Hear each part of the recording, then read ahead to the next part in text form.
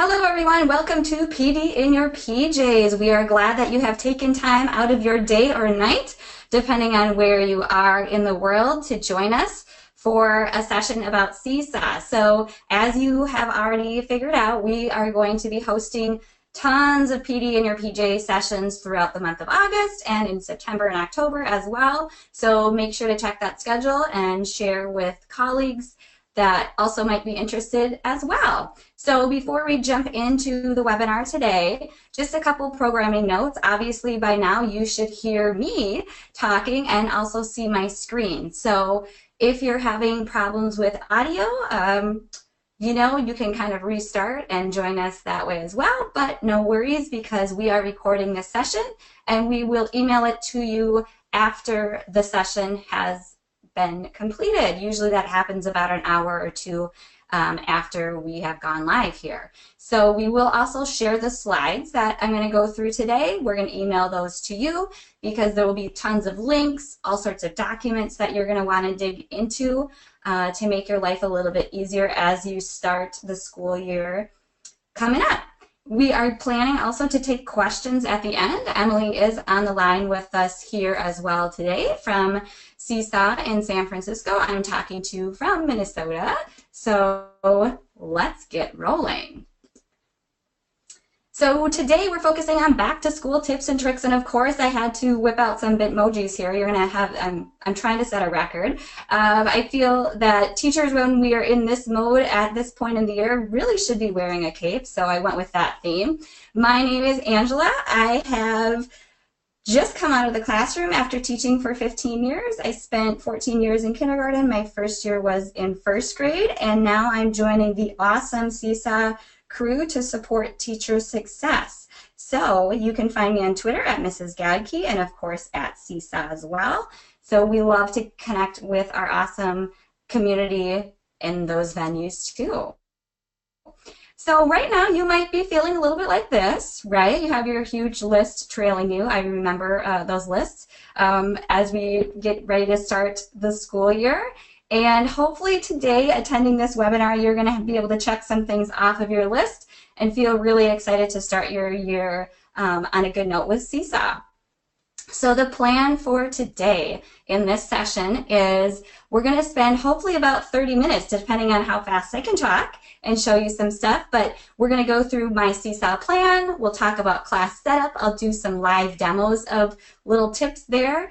We're gonna talk about creating an interactive letter, info about back to school night, tips related to that, tips about inviting families, all sorts of resources for you when you're introducing Seesaw to your students, and of course at the end we will have time for questions. So let's get going. So my Seesaw plan. So one of the things I like to tell teachers when they're starting Seesaw is, just like you whip out your plan book every week and you're trying to, plan those learning adventures for your students, I also like to think about each week, what can Seesaw help me learn from my students? So I think as you're planning each week, it's kind of nice to have in mind opportunities to Seesaw along the way. So we have made a little roadmap for you, and this is your step-by-step guide. If you choose to do it, use it, or we also have a blank template. So I'm actually going to go into it live here, just so you can kind of get an idea of what it looks like. And like I said, this could be great for someone who has never touched Seesaw. This would be great for someone who is a pro and just wants to find things all in one spot. So as you can see, lots of people are already on this document, but it's really laid out as a 2-month plan. And you're thinking, is it going to take me 2 months to set up? No, it's not going to. This is just, you might be able to knock off 5 of these things in, 10 minutes. So it really goes step by step by step each day, things that you could be doing. The items in blue here are teacher tasks that are just kind of info for you. There are tons of links to a lot of the things that we provide in the Seesaw Help Center. So just to make your life a little bit easier, without searching for things, they're all right here at your fingertips. And then if we get down into this section, the white area, are students more geared towards student when you're implementing with them. And this orange section in the middle talks about student challenges. So if you feel like, oh my goodness, Angela, can you slow down a little bit? Don't worry, we're going to get to all of these things. I just kind of wanted to show you the overall plan before we dive in. And down here, so you notice obviously we have it mapped out here if you want to follow it. Otherwise down here, so there's a checklist, but down here is a blank one. So go ahead and feel free to use this and put your own name on it. So how you would do that is after following the link, you would just go to File, make a copy, and then go ahead and rename it whatever you want. So I'm going to say Mrs. Gadke's Seesaw Plan. And then it is yours to just edit and fill out however you want. You know, you can feel free to add additional text or however you think it would be beneficial for you. So this is here for you to play with and as a little bit of a guide. So taking that into account, I'm going to jump back into our slides here. And with that in mind, let's start talking about setting up your Seesaw class. So those of you that are joining that have never used Seesaw, I'm going to quickly show you kind of two ways to quickly set it up. And for those of you that are already using Seesaw and are pros out there, I'm going to show you kind of things to think about, like what do I do with my class from last year and things like that. So we're going to jump live into a class right now just to demonstrate that. I'm going to jump into my Angela's PD class. And if you already have created a class in Seesaw, you were rocking Seesaw last year in your classroom, you can decide, do I want to keep this class active and live, or, you know, am I done with it? I'm ready for a new crew of kids. I'm just going to archive it.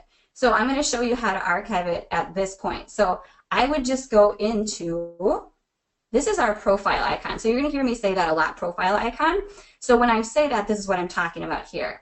You can see right now I'm in Angela's PD class. So I'm going to go into Manage Class. And if I'm done with this current class, let's pretend this is my class from last year and I don't need it anymore. I'm going to scroll all the way down to the bottom and I'm just going to tap Archive Class. And then this class disappears from your list of classes. Now, if you're thinking to yourself, oh, I wish I really wouldn't have archived that class, I need it back, you can just go into your profile icon, click on your gear icon, and then go into Account Settings. And down here, you're going to notice a tab that says Archive Classes. So if I click on that, here are all your archive classes. So if you need to restore one, you could. They're all right here for you. So let's pretend at this point that I've archived my old class. I'm, ready to move on with my new crew coming in. So just so you know, to start a new class, you can see right here, actually, I have 7 classes right now in Seesaw. So if I tap on my profile icon, they're all listed right here, so I could jump in between classes if I choose. But at the very bottom right here is a new class. So I'm going to create a new class right now. I'm going to tap New Class. I'm going to show you how to create one using a class code. When I was in my kindergarten classroom, we always used class code because we had shared devices. That is really the way to go if you're working with littles. I would say pre-K2. For sure, it's much, much easier for them just to simply scan the QR code and get access to the class. If you're using shared devices, this is also a good option for you. If you have older students that know email addresses and passwords or have Google accounts, the email address or Google account might be the better option for you. So, but for right now, we're going to use a class code just to show you this. So in terms of naming your class, here's just a tip. So when I was creating my classes, I would always start with my name, and then I would list my grade level. So I would say usually I would say Mrs. Gadke's kindergarten, and then at the end I would do my year. So this year I would say 16, 17. So I just find it helpful in terms of organizing if I have my name, grade level, and year. And I'm going to select my grade level here. A thing to note, a little tip about this, is if you select grade levels from pre-K to 3, it's automatically going to populate with the little emojis. But if you select a grade level 4 and above, it's actually going to look like icons over here with student initials. So just FYI there. I'm going to select kindergarten. And then here's another trip. Sure, why not a trip? How about a trick? You can, instead of typing in student names one by one, I'm going to use a trick to paste the student names. So I'm going to click on Paste List of Student Names. And I'm going to jump over here to a class list I already have ready in a Google Doc. So I'm going to highlight this class list. I'm going to copy it. I'm going to jump back to my class. Where's my class? Here we go. And I'm going to paste it in. One thing to note, you see here I've added myself. I always add myself as a student in the class, so I have a spot to put stuff that maybe I just want to keep track of. I have a dot in front of my name as the teacher because that brings me to the top of the list. Otherwise, they're going to be added alphabetically. So let's see what happens. We're creating our class. They're all listed there. And the class is being created. So you'll see in just a second how that class is created. It's reminding you that you've chosen class code, so you'll print out your class QR poster and hang that up in your classroom for students to access, and now it's loading my class. So that was pretty easy, right? So let's pretend I want to create a different class at this point, because maybe you're working with older students that use email. So I'm going to go to New Class. I'm going to choose email address or Google account. And it's just going to verify a couple of things for you. Do your students know their email address or Google account? We're going to say, yes, they do. Can your students remember their password? You're going to say, yep, absolutely. And then I'm going to name the class again. I'm going to say Mrs. Gadkeys. I'm going to say 5th grade. And I'm going to say 1617. And then I'm going to choose 5th grade. And you can see here, because we're doing email, we do not enter any student names or anything. So I'm just going to do this. And here are the directions of how students would join your class. Basically, they are going to select that they're a student, use their email or Google login, choose a new student account if they've never had a Seesaw account before, and then they just join with a class code. The class code that you're going to show them actually comes from right over here, this get class code. So I can show that. And then this is kind of handy too. So this class code only lasts for 15 minutes for security purposes. So as you have kids join, they have to join within those 15 minutes in your classroom. This is also a little tip down here. There is at the bottom of that direction, like picture prompts, if you want to use that as well. This note down here I think is important as well, because if they have already used a Seesaw account, and if they're just joining another class, they can actually just tap on their profile icon and then join class. And then they'll just be able to join that way. They don't have to create an account every time. So if you're in a middle school situation or upper elementary where they're moving from class to class, they would have a list of classes just like I do right here showing up. It might say science class, PE, all those sorts of things. So those are a couple tips I wanted to show you in terms of creating your class. And the other thing I want to show you in terms of class stuff is changing your display name. So your display name is what is going to show up when you leave comments or feedback for students. So think about what your students call you and what you want it to show up as. So to do that, we're going to go tap our profile icon, tap the gear icon, and tap settings. So I'm going to jump back into my class. I'm going to go into the PD class I had already created. And I'm going to go to my profile icon, my gear icon, and settings. And you'll see right here, display name. So if your students know you by Mrs. Gadke or Principal Johnson, you might want to put that in there. I don't know about you, but I've had kindergartners get confused because they don't know people's first and last names. So it's a little bit confusing. So I would suggest changing that to what your students refer to you as, because when you're making those comments and things, and then you would just hit save. So that's kind of a little tip that even I had no clue about till just recently. So I'm going to jump back out of here at this point. And just to kind of note here as well, in Seesaw you can have up to 10 classes. So you can add 10 classes, and then in Seesaw Plus you can have more classes, and in Seesaw for Schools even more. But in our basic Seesaw that we're talking about right now, you can have up to 10 classes and 100 students per class. So let's keep going here. Other fun things I want to show you today. This one I'm really excited about. So most teachers at the beginning of the year, I shouldn't say most, I should say I remember doing this, before students met you, I might email or send them home a letter in the mail over the summer saying, hey, I'm your teacher, glad, I'm excited to meet you. So what we've done for you is made a way that you can create an interactive letter using a QR code, and it's super simple using Seesaw.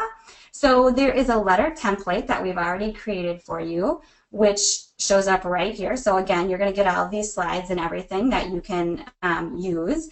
And then I did a little screencast to show you how this actually works. So we're going to watch this now so you can see the flow of creating an interactive letter on your own.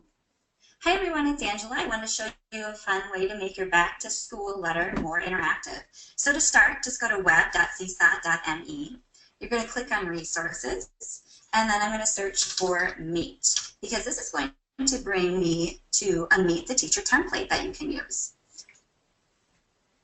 Once I open the template, I want to make my own copy. So in order to do that, I'm going to go to File, Make a Copy, and I'm going to rename it Meet the Teacher. And this is my own copy that I'm creating, so I can do whatever I want to it. So here we go, it's Meet the Teacher, and now I can edit away. So anything I click on, I can change however I want. So I'm going to put my name, Mrs. Gacky. I could come down here in the Remember box, and I could say, Open House is on Thursday and add information, or if I want to talk about school supplies, I could fill out things that are my favorites, ways that parents can contact me, but this is what I want to focus on right now, this QR code. So Seesaw does an amazing thing. It basically creates QR codes for anything that you have added to Seesaw journals or students have added. So what I did is I created a Welcome to Kindergarten video from the app Shadow Puppet EDU, and I saved it to my Seesaw journal. You could also just go ahead and add an item. Maybe you just want to shoot a quick video and talk. Maybe you want to take a picture of your classroom and add audio explaining that you're excited for them to visit, and here's what it looks like at this point. If you want to add a drawing, all sorts of options for things you can add to your Seesaw journal. But because I have this video ready, I'm just going to tap the 3 dots under the item and go to Get Item QR Code. This automatically generates a code that will bring people to that multimedia item in Seesaw. So to save this, I'm just going to right click and go to Copy Image. Then I'm going to go back up to this tab, which will bring me to my Meet the Teacher letter. So now I'm just going to right click and paste, and there's my QR code from Seesaw. So I can delete this old one and delete this. And then I want to resize this quickly, make it a little bit smaller. And of course I would go back and edit the letter to make it exactly how I want it to appear. But then you're all set. You can then print out your letter and have it ready to send to families, so they can then scan this QR code with any QR reader, and that will take them to the item in Seesaw, which they will be able to play and listen to. Welcome to kindergarten. So again, you can use anything you want in order to add that item to Seesaw if you just want to add a video or a quick note, but it's just kind of a fun way to make your letter a little bit more interactive. If you have questions, go ahead and tweet us at Seesaw or email help@seesaw.me. Have fun. So that's just an example of a letter that you could use. I've also seen a teacher, a 7th grade English language arts teacher, that used iMovie and created this amazing trailer introducing her classroom to her students. It was phenomenal. And she just went ahead and sent a postcard in the mail with a QR code attached to it, and it was super cool. So that's another idea too if you are working with older students. That might be something that you want to explore as well. But it's really up to you in terms of what that QR code could lead to. So let's talk about back to school night, or open house, some people might call it, or you might have a little bit different name, but there's tons of resources we already have for you. So when you go to web.seesaw.me, there is going to be a website that has back to school information for you. So you could, if you wanted to, just project the website. If you're having kind of a sit-down meeting with families, you could project and kind of scroll through there. Or there's also a parent introduction presentation, which I'm just going to click on right now to take us to. But this is introducing Seesaw to families. And what I did last year, which I thought worked out really well, is at our open house, when they literally are coming to meet me or see the classroom for the first time, I had printed this out and actually stapled it like a book. Not for each family, I just had a couple copies available so families could come in and just kind of browse through it. And then what I did is, when I met with parents before school started, we had conferences before school started, is at that point, I asked if they had any questions, related to the presentation that they looked at or things like that. So again, printing one off as a little book to have could be fun, or obviously you can either send the presentation to families if you want to share that way, or do it live if they're having a meeting with you. So the next thing I want to show you is this update. So one of the things that I always like to share with families when we're talking about Seesaw is the importance of privacy. And Seesaw, we have an awesome privacy center that you can visit. So I'm just going to show you live what it looks like. It has all of our privacy principles spelled out in little sentences with some more detail. But also there's a PDF, which is kind of a one-pager that you could always share with families, and it's a condensed version, a smaller version, I should say, of what appears on the site. So lots of good information to share with families as you begin your Seesaw journey with them in your classroom. So let's talk a little bit about inviting families and how to get them connected, because really one of the core values of Seesaw is connecting learning with meaningful audiences. So obviously one of the most meaningful audiences are our families outside of our classroom. So one of the things that I like to suggest to people is that make sure before you invite a family, invite parents to view a child's journal, that you have at least one item in Seesaw.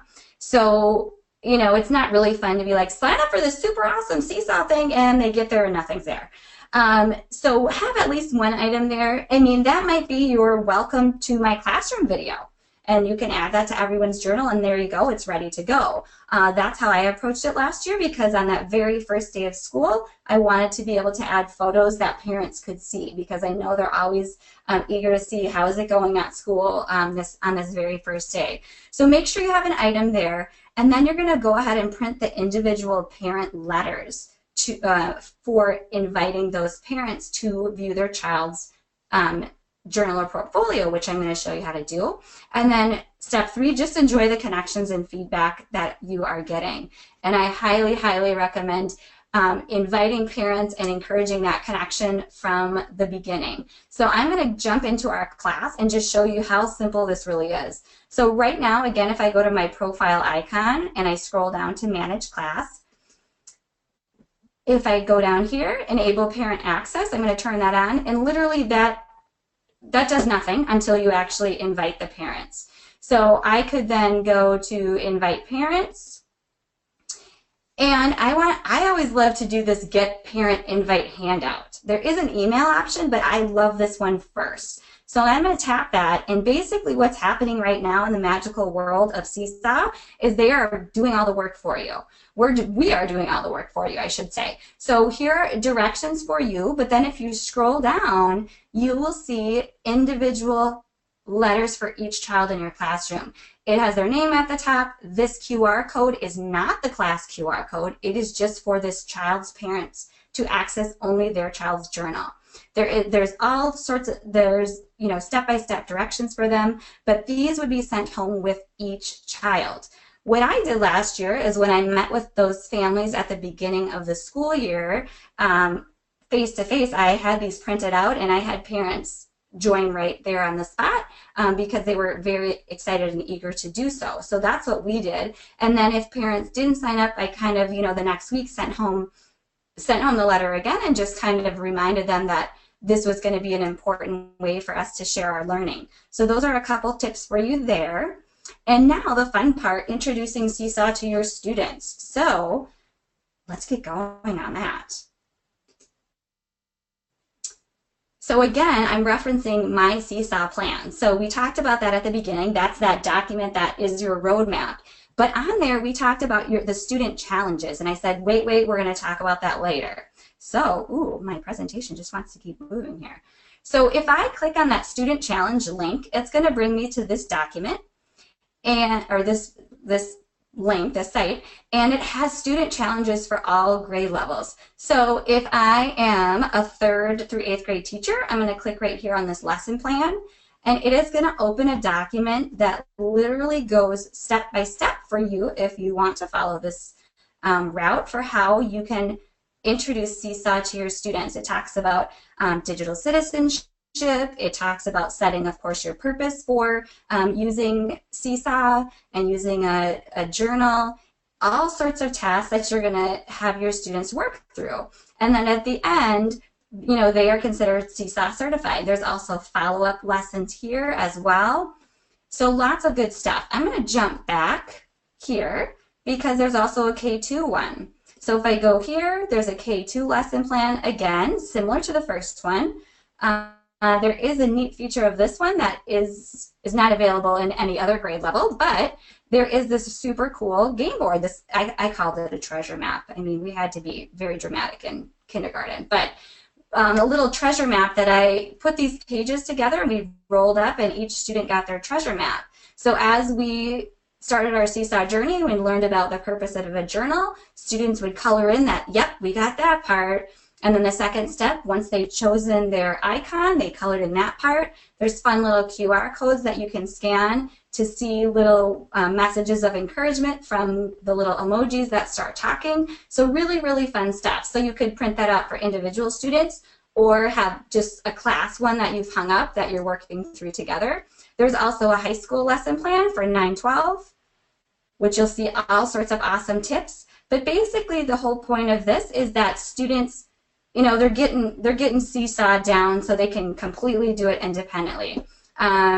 Really easy to do, but it gives you a step-by-step guide to follow if you choose to do that.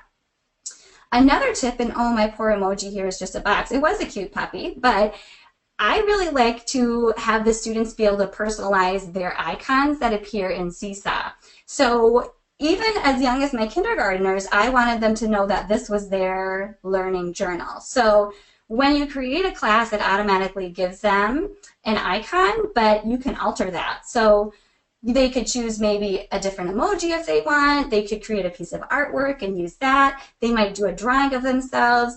Older students might have fun with this app called Prisma, and it's an iPhone app that you can also use on an iPad, but I was playing with an iPhone at this point, that turns a photo basically into a piece of artwork. So there's different filters, but you can use that to create your student icons with that as well.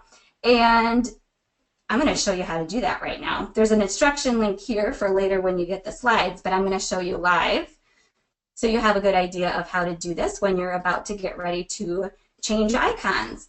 So just a note of clarification, in QR classes, only the teacher can go in and change icons. So in order to do that, you go into Manage Class, and then you can go to Manage Students.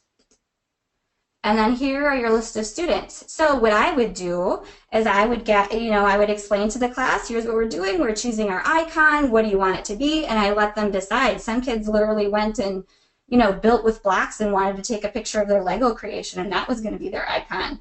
Like I said, older students might want to do some cool app smashing. It's totally up to them. But basically, when they want to change it, as in a QR class, we're going to click right here and click on icon, and obviously you can change to any of these emojis, or we can use a photo. I could upload a photo or use the camera to take a photo, and then that's going to set that as the icon. So you can see earlier I was playing around and changed my icon right here to the Prisma image. So that's kind of fun. One thing to think about when you're choosing icons is I always like to have if you're kind of going to go to the blogging platform after this, in terms of if you're going to be sharing work with a global audience through Seesaw, you might think about what that you want that icon to be. So I always am of the belief I never want to have a student's photo and name together that I kind of want them to be separate per se. So you might think about that if you want to have a photo there with a name, or if you are including a photo, if you want to have initials, just be thinking about that as you're creating your class too. So what you're thinking about, well, what if I have older kids that can change their own icon? Well, I'm going to show you how to do that as well. So older students and teachers too, if they're an email sign-in or Google sign-in, they can go here to their profile icon, and they're going to go into their settings, the gear icon, account settings, and then here's the icon. So they tap on icon, and then again, you can upload an image or use the camera to take an image as well. So that's how you would do that with older students. So that's always fun to do. Again, it adds a level of personalization and ownership in their journals. So that's a good tip. Also, we talked about the student challenges. So, you know, these badges are kind of fun that you can hand out at the end, or just have them capture in Seesaw. If you're doing other badging in your class, you might start a folder where they're adding these. But, you know, I had students last year that when they were reflecting about what it meant to be Seesaw certified, they shared that they could teach other people what they know. So for a student to have that mindset is pretty exciting. Other things you might find useful when you're talking to students about Seesaw and getting students engaged.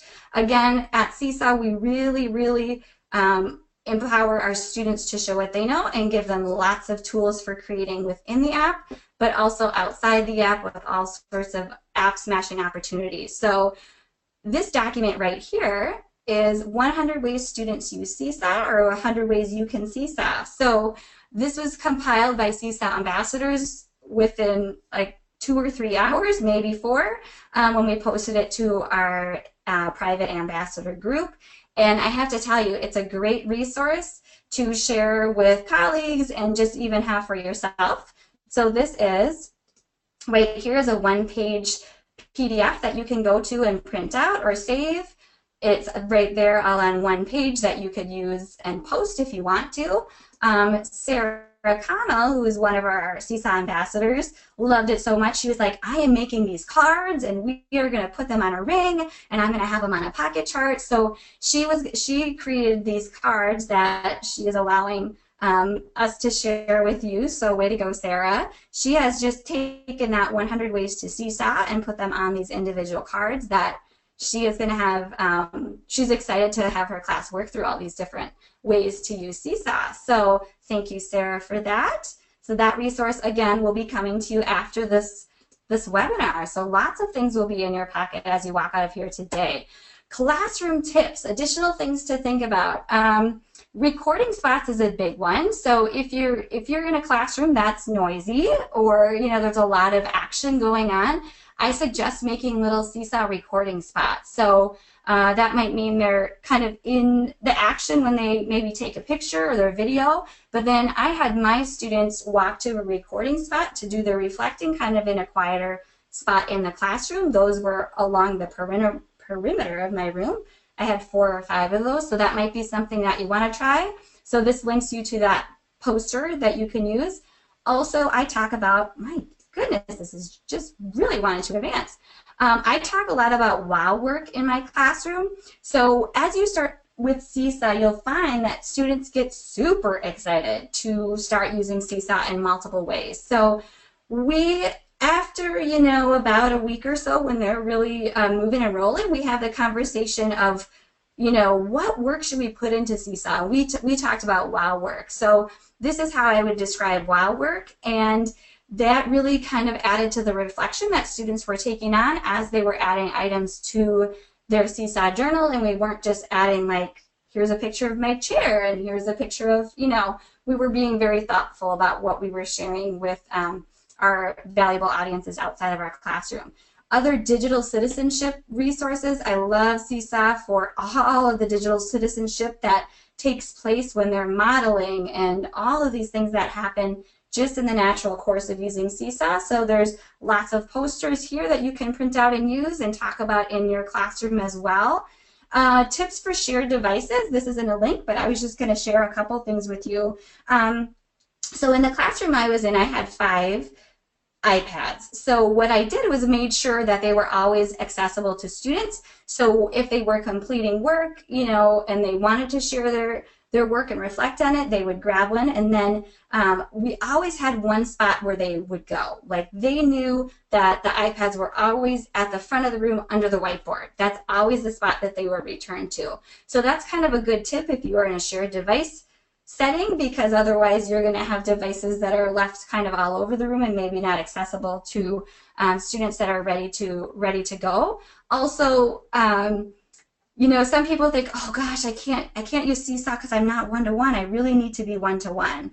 And that's not the case. I always say to people you know, most classrooms are one-to-one with paper and crayons or one-to-one with pencils and markers and things like that. A lot of times when a shared device situation, in my classroom last year, for example, is students would do a lot of creating with hands-on materials and even drawing and writing, and then they would capture with a photo or video their work. So they weren't always drawing and creating on the iPad directly, as you could do so more frequently in a one-to-one setting.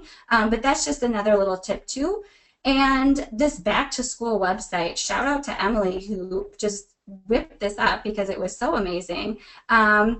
And I think, let's see, this is not linking us to the right thing, so we'll get that fixed. But there is a website that's basically all the resources for you in one spot as well. So a lot of the things that we talked about in this webinar will just be in one handy little spot for you. So check back on that when you get this recording as well.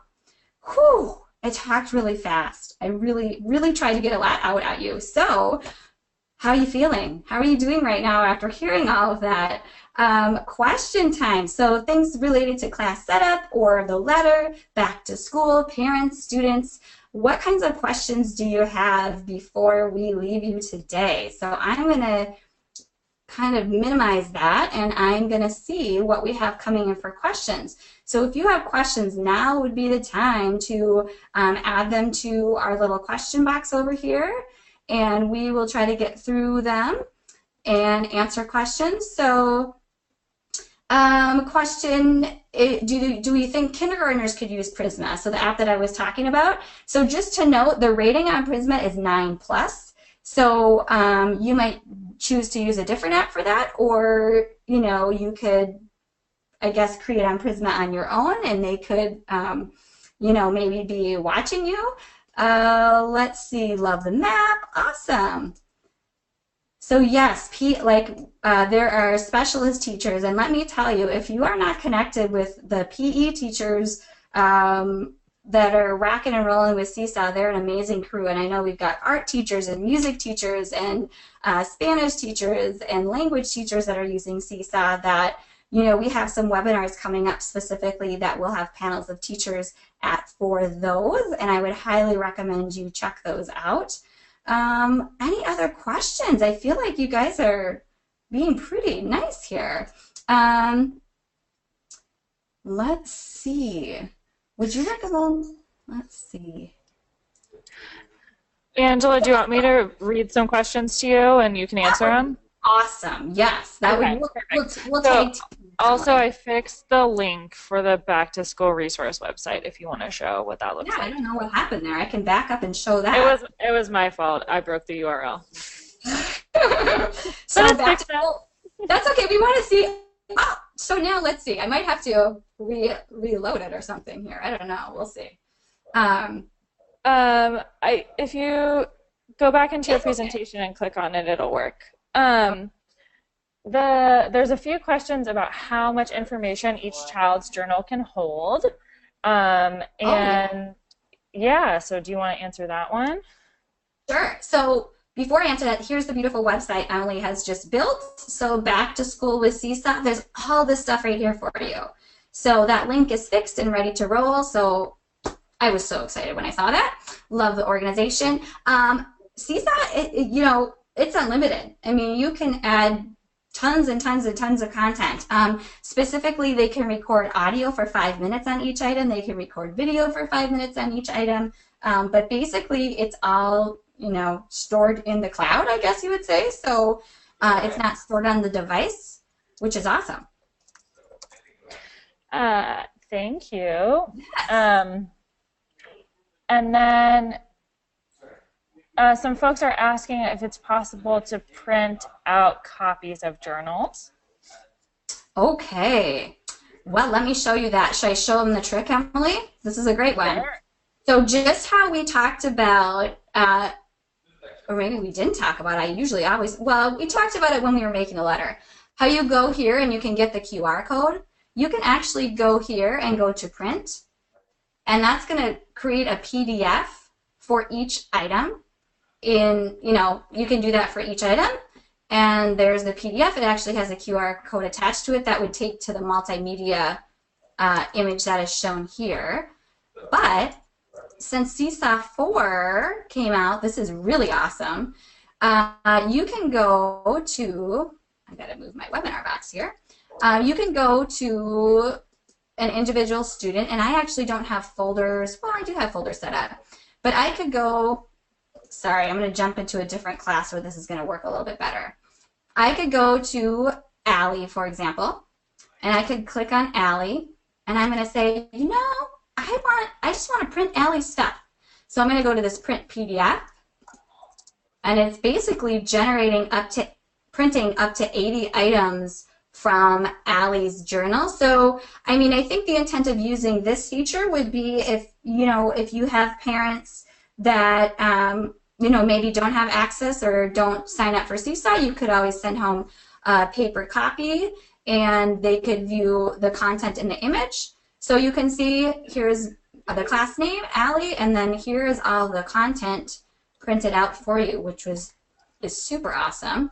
The other cool thing about that trick, I have to say, is that if you're doing a class project, for example, where you want to integrate QR codes to make maybe a hallway display come alive, for example, you have artwork in the hallway and you want to have a QR leading to the student explaining their artwork, you could create a folder in your class, and then they would add their items to that folder, and you could then go to the class feed and tap the folder and then print out, go to that specific folder. So if it was, hallway art or something like that, you could go, it would just generate the PDF of those items instead of having to go to each individual item. So that was kind of a long answer, but those are kind of some other cool tricks as well. Other questions, Emily? Yeah, a few questions just about how parents can sign up and translations and stuff that I'm going to answer quickly. Okay. First, we have translations of the Seesaw Parent Invite Letter available in Spanish, French, Dutch, and Chinese on the Seesaw Help Center. So the Seesaw Help Center is help.seesaw.me, and there, if you just search in the top bar, you can find the translations. Also, a few questions about access for low-income families. So the Seesaw Parent app is available on iOS, Android, and Kindle devices. We also support email notifications and SMS notifications. So parents, as long as they have an email address that they can sign up with to create their account, they should be able to get notified about things on Seesaw. And then there's also, if they're not really reachable via technology, there is also the print option that Angela just showed you. I hope that answers the various parent invite questions that have been floating around out there. Yeah, and just regarding the parents too, I mean, I think as soon as you have something in that Seesaw journal, I like to get parents connected. So I know teachers that are trying, they're trying to get parents connected even before school starts so they can have that stuff, create that connection right off the bat and share contents from the first day of school. So go ahead. I think you can absolutely send home info to parents before school starts and maybe attach it to the welcome letter if you want to do that as well. Other questions that we like to talk about here, Emily, that as you're scrolling through? Some folks asking if there's going to be other options to learn more specific ideas for using it in their classroom. Maybe you can talk about the resources or ideas for that. where they Yeah, can go so for you more are info. right now in a PD in your PJs webinar. And I have to tell you, these are going to be an amazing resource for you. So today was a very, very specific, like, let's just give you some tips for getting started with your back to school stuff. Tomorrow afternoon, I'm gonna do basically a K-5 Seesaw Basics where we just talk about getting started and getting going. But there are over 20 webinars that we're having that are led by classroom teachers. So they are going to share tons of student examples, tons of tips that they have experienced in their classroom. So I think in that regard, for ideas and things like that, that's a great resource. Obviously, too, we have the 100 Ways to Seesaw document. The Help Center has tons of stuff. If you're on Twitter and follow Seesaw on Twitter, there's just, I feel like the ideas just never stop in terms of the sharing. We have an amazing teacher community that surrounds Seesaw, so we're very excited about that as well. Yeah, so there's never a loss of ideas, I would think. Other questions? Yeah. Question asking, do we recommend class code or email login if you have limited devices available? So if you're limited or shared devices, you're probably going to want to do QR login just because it's really fast for them to switch between that. However, if you do have older students that it wouldn't be a bother for them to sign in and out all the time and add their email address, then you could definitely do that as well. I think just knowing your students is step one. Other questions coming in? I'm going to jump to the next slide. You keep looking, Emily. I'm just going to jump to the next slide here.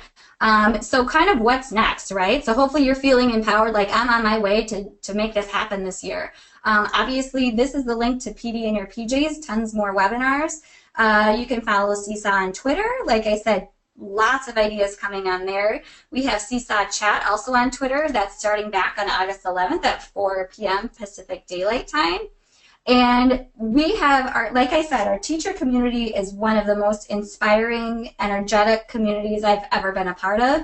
And in the spring, there were 2 or 3 teachers that were like, we need to start a Facebook group. Like, we want to start a Facebook group just for Seesaw teachers. So they emailed Seesaw and said, hey, can we start and they're like, sure, go for it. So this Seesaw Teachers group on Facebook is a great resource as well. That's open for teachers to join. So they would be super excited to have you there. And again, my Twitter, if you have questions specific for me, you can tweet me as well. But we are hoping you have a completely awesome year. If you've enjoyed these slides, I'm a little bit obsessed with carnival slides, so that's where those came from. Are there other questions before we end, Emily?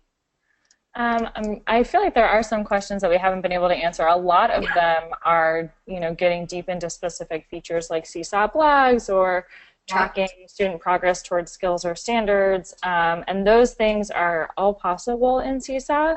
And we have tutorial videos on the Help Center, and we'll talk about them in future PD in your PJs, and it's probably best to just sign up for one of those so you don't have to hear like a 2-minute explanation of something that we usually talk about in an hour. Exactly. We are going to dive deep into all of the things related to 4.0 with being able to track specific skills and have a glimpse of what all your students are doing in your classroom, a better use of how do you do folders, all sorts of things, differentiation, like endless amounts of stuff are accessible to you in these PD in your PJs webinars as well. So other specific things related to back to school. Let's see.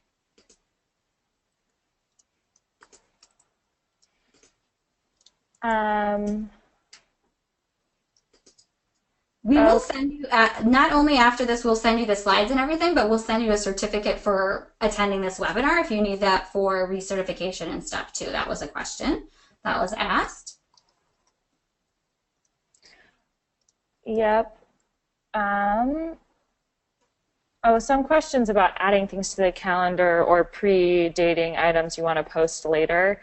And unfortunately, the calendar view is basically just a way to look at things that have been already added into Seesaw. We don't have a way to schedule posts or anything like that yet.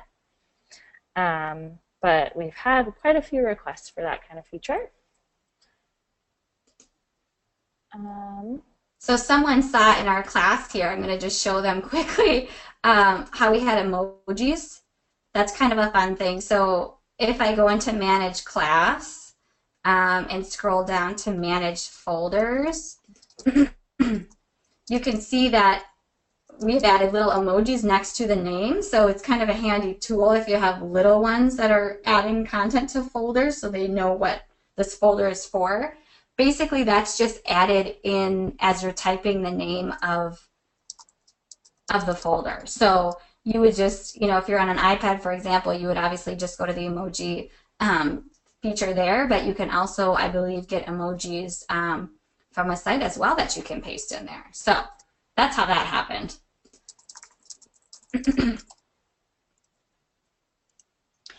Okay, awesome. And then Angela, maybe you can just show quickly where people go to get the QR code for their students to use to sign in to Seesaw. Yes, yes. So right now I'm in a class right now.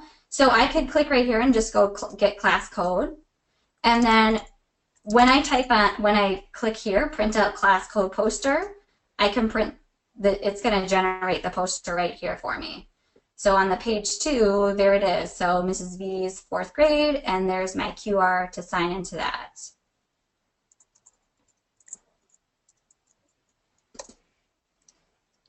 Awesome. Yeah. Thank you. Yeah. Let's see.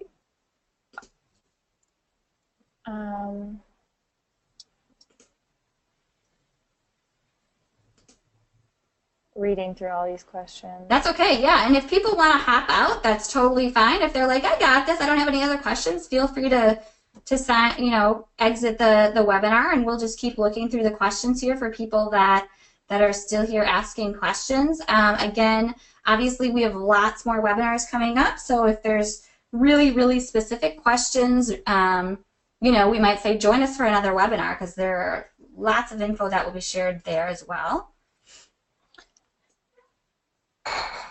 Oh, and then Angela, can you also show how to get the parent invite letters too?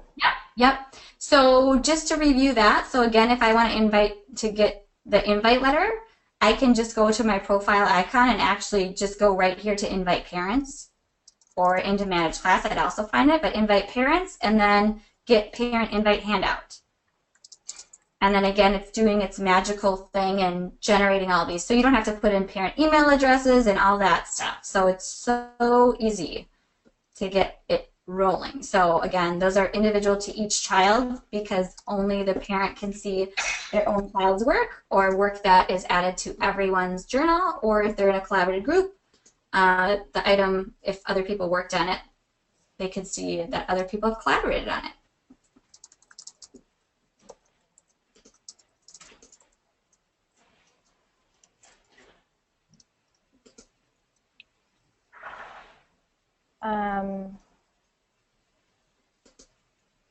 And then, so parents only see their own child's work. So parents will see any post that their child is tagged in, their child's name is tagged in. So that could be something that their child adds, or that could be a reminder that the teacher adds as an everyone post. Maybe Angela, you can show how to add an everyone post as a teacher, so that everybody can see how to do that for like sending home a reminder or. So right now in this class, I could just go to add, and I'm just going to say a note. I'm going to say, remember your boots and snow pants. How about that for all of you non-Minnesota people? I could go like that, and then because I'm signing as a teacher, I could just click everyone, and then that's automatically added to everyone's Seesaw journal once I click this check mark right here. So then for the connected parents, they would get a notification that an item has been added.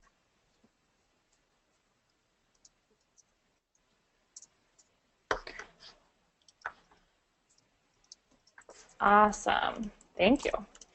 Okay, Yeah. let's see. Another question, can you edit? So this little three dots, this is kind of more into an in-depth webinar, but the three dots let you do a lot of things with each item. You can edit the people, folders, date, all of this stuff here. So that's kind of more in-depth for another webinar. We'll go in-depth with that. So if you're curious about that, those sort of features. Nope, so QR readers, there's a QR reader built into Seesaw. Someone's asking if you need a separate QR reader. So when you scan, when you're using this class code poster, this one right here, the way that students access that is actually all they have to do is follow the directions here. So they tap the app, tap I'm a student, and then a QR reader actually pops up, and there it is. It's built right into the app. If you're scanning QR codes for other items that you generate via this, print feature or something like that, you could use a QR reader in Seesaw, which is located in the gear icon right here, scan QR code, or you could use a separate QR reader for that.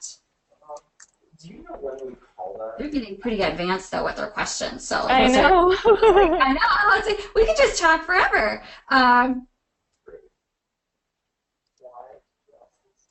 Well, Yeah. Other things that you're seeing, Emily, that we should talk about now. You guys have lots of good questions. We could be here. We could go on for a while. Yeah, so returning some Yep, lots of questions. So a question about what controls parents have. So parents in their parent app will see a feed of their child's work, and if you have likes and comments on for your parents, they'll be able to like and comment. But they don't see options to add new posts or anything like that other than text comments and voice comments. So that's what the parents will see right now. And just like right now, we are seeing a feed right now. The parents from their app see a feed of their child's work. That's what they would see.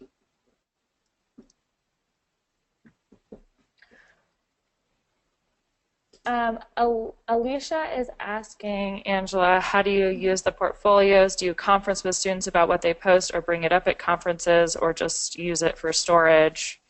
Maybe you can talk a little bit about sort of the big picture. Yeah, it's a lot. So, obviously whenever you're using a digital tool, obviously you start with a purpose. So, obviously it is a digital portfolio, but I really like to refer to it as a learning journal that's like a breathing, living, alive portfolio that has a lot of interaction. So sometimes we're adding those, our very, very, very, very, very best work that is going to be saved and really help us show growth throughout the year. So there's also items though that, are those moments that kids are really excited about, that they're like, they figured something out for the first time, or they're explaining a concept that they've never understood. So they add those to their journal as well. So in my classroom, I had students that maybe added items 3 to 5 times a week or 3 to 4 times a week, depending on, what they were doing. Sometimes we used it as maybe an exit ticket, so I could get a quick glimpse of everybody's understanding in the classroom. I felt like it was a great way to clone myself, because as a teacher, I can't be by every student at every moment to see and understand and hear their thought process. So this is a really good way to bring their thinking into a visual sense and that they can explain it. So that was huge for me in terms of gathering just informal assessment information, really eye-opening in terms of that. So yes, we do talk about them at, at conferences with parents, but that conversation is very different now because parents are connected and they have this glimpse inside the classroom and they know what their child is doing. And so those conferences don't have to be a list of, here's this example, here's this example, here's this. They can turn into a conversation that's a little bit more in depth in terms of, now that you've already seen this, let's continue the conversation and talk on a deeper level. So it just kind of creates a different communication, a deeper connection, I feel like, with learning across, from students to teacher, to students to peers, to students to parents, to, potentially the global audience as well. So Yeah, I wouldn't say that it's just, just sitting there. It's a very active, alive platform.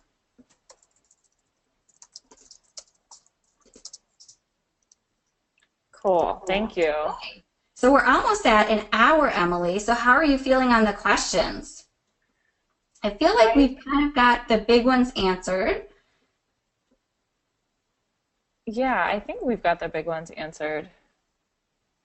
And I know when they get all the resources with the slides and the recording, that they're going to have a lot of things to dive into, and probably a lot of their questions will be answered there and available on the Help Center as well.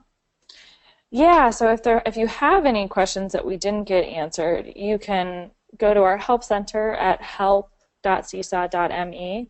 We probably have all those questions answered, and if we haven't, you can submit your own question, and we'll get back to you and get you an answer. Yes.